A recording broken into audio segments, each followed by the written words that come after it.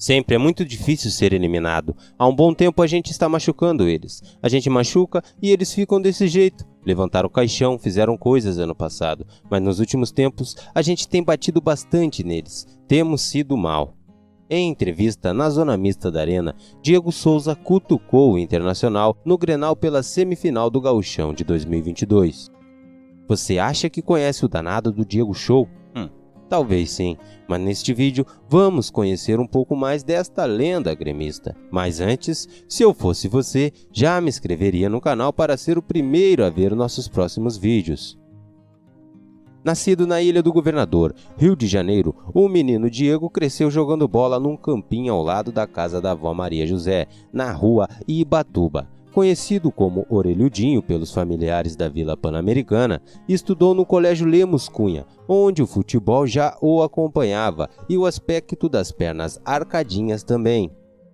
Começou no futsal, no Ascaé, na Portuguesa da Ilha. Fez peneira para o Nova Iguaçu, passou, mas pela distância acabou saindo. Em um jogo contra o Flamengo, aos 15 anos, ele se destacou e acabou treinando pelo Flamengo por um tempo, mas também saiu um tempo depois.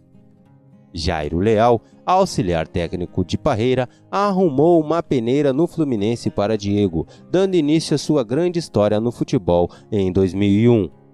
No ano de 2003, subiu para o profissional atuando como volante, se destacando pelo tricolor carioca, sendo campeão carioca e vice da Copa do Brasil. Em janeiro de 2005, foi convocado para a Seleção Brasileira Sub-20, onde fez boas atuações e acabou sendo vendido para o Benfica, de Portugal, porém nunca chegou a atuar pela equipe lusitana.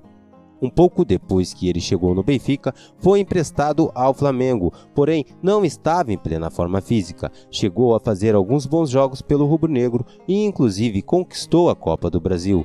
Porém, a dificuldade de ficar em forma e algumas confusões nas quais se meteu acabaram fazendo com que o time nem tentasse uma renovação com ele, e durante a parada para a Copa do Mundo de 2006, Diego retornou ao Benfica.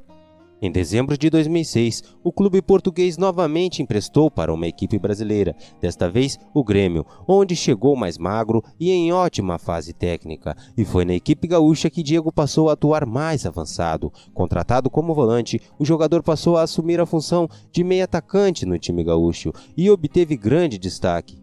Em 2007, foi campeão gaúcho e vice da Copa Libertadores da América, em uma campanha muito lembrada pela torcida do Grêmio e com uma final contra o Boca Juniors cheia de acontecimentos. No ano seguinte, o Benfica, que detinha seus direitos, recusou a proposta do Grêmio, pois estava chateado, porque o Grêmio não vendeu Carlos Eduardo para eles, e sim para o Hoffenheim da Alemanha. Na época, o Palmeiras fez uma boa proposta para o Benfica, que acabou aceitando a proposta de primeira. No Palmeiras, na época treinado por Vanderlei Luxemburgo, Diego teve uma boa passagem e se sagrou campeão paulista daquele ano, levando o Porco ao título depois de um jejum de 12 anos. Campeonato este em que Diego teve a famosa briga com Domingos.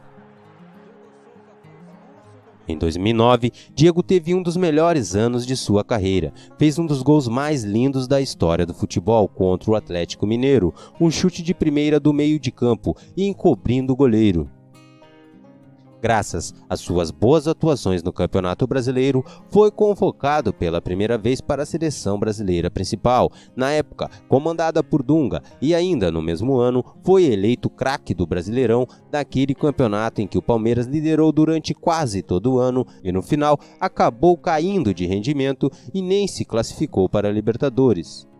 Este fato acabou gerando insatisfação dos torcedores. Em 2010, o jogador arrumou confusão com os torcedores e foi afastado do clube alviverde, fato que o fez ser negociado ainda naquele ano, contra a vontade do então técnico Luiz Felipe Scolari. Foi vendido ao Atlético Mineiro, onde chegou novamente fora de forma e não obteve o desempenho esperado. No ano seguinte, se transferiu ao Vasco da Gama, onde conquistou sua segunda Copa do Brasil e foi vice-campeão brasileiro. Além disso, foi novamente convocado para a seleção brasileira, desta vez pelo técnico Mano Menezes, para o Clássico das Américas contra a Argentina em Belém do Pará, que o Brasil acabou sendo campeão. Pelo Vasco, Diego Souza protagonizou o lance que ficou marcado na história dos corintianos, ao perder o gol nas quartas de final da Libertadores em 2012, em uma defesa antológica do goleiro Cássio. Depois disso, teve algumas passagens sem muito destaque por Al-Ittihad na Arábia Saudita, onde, por salários atrasados, entrou com processo na FIFA para receber, e depois desta ladaia, ele acabou saindo do clube. Foi para o Cruzeiro, ficou 6 meses, marcou o primeiro gol do Cruzeiro na campanha do tricampeonato brasileiro do Clube Celeste, contra o Goiás, na vitória por 5-0. Mas em julho foi vendido para o Metalist da Ucrânia, mas a guerra da Ucrânia quebrou o Metalist e Diego teve que arrumar outro clube. Em 2014, chega no Sport no meio da temporada, vestindo a camisa 87, que fazia alusão ao título do Campeonato Brasileiro de 1987, que o Sport conquistou e o Flamengo até hoje não reconhece. Fez um ótimo final de temporada, ajudando o Sport a se classificar para a Sul-Americana de 2015, e no ano seguinte foi seu melhor ano pelo Sport. No jogo contra o Flamengo em pleno Maraca, Diego marca o gol e aponta para o número da sua camisa 87, em referência ao título. No mesmo jogo, o goleiro Magrão se machucou e Diego Souza precisou ir para o gol, pois não tinha mais substituições para fazer. Foram 3 chutes em sua direção, um deles entrou, mas nos outros 2 mostrou qualidade como goleiro para garantir o empate para o Leão. Em dezembro, foi vendido ao Fluminense, onde ficou apenas durante 3 meses e depois já acertou seu retorno ao Sport em março de 2016. Ficou mais 2 temporadas no Leão da Ilha, conquistando um campeonato pernambucano e sendo artilheiro do Brasileirão de 2016, com 14 gols. Em 2017, foi convocado para a seleção pela 3ª vez e no jogo contra a Austrália entrou para a história mais uma vez, ao marcar um gol aos 9 segundos de jogo, quebrando o recorde que era de Neymar, 14 segundos. Este é o gol mais rápido da história da seleção brasileira. Neste jogo, Diego marcou 2 dos 4 gols da vitória do Brasil. Depois disso, novamente saiu do Sport de maneira conturbada e se transferiu em janeiro de 2018 para o São Paulo, em uma transferência de 10 milhões de reais. Não obteve tanto destaque jogando pelo tricolor paulista, porém ficou no clube até 2019. Depois foi para o Botafogo, onde jogou até o final daquele mesmo ano. Em janeiro de 2020, confirmou seu retorno ao Grêmio. No tricolor gaúcho, Diego Souza foi artilheiro do Gauchão e campeão do Campeonato Gaúcho de 2020. Em 22 de novembro, contra o Corinthians, Diego completou 100 jogos com a camisa do Grêmio e recebeu a homenagem do clube. Nesta temporada, marcou 22 gols, sendo assim sua melhor marca de gols de todos os tempos. Em 2021, com o Grêmio todo atrapalhado dentro e fora de campo, foi rebaixado para a Série B. Neste momento, foi emitida uma nota oficial dizendo que não teria seu contrato renovado, mas o clube voltou atrás após análise de mercado e conversas com o próprio jogador. Em 2022, com o Grêmio jogando a segundona, Diego Souza foi um dos principais jogadores do elenco a ajudar o time a subir para a primeira divisão de 2023, marcando 14 gols e fazendo seu jogo 200 com a camisa do tricolor contra o CRB.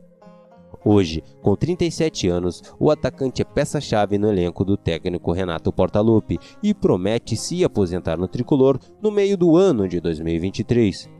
Diego Souza é casado desde 2009 com Luciana Gomes, com quem tem 2 filhos, Manuela Souza e Davi Souza.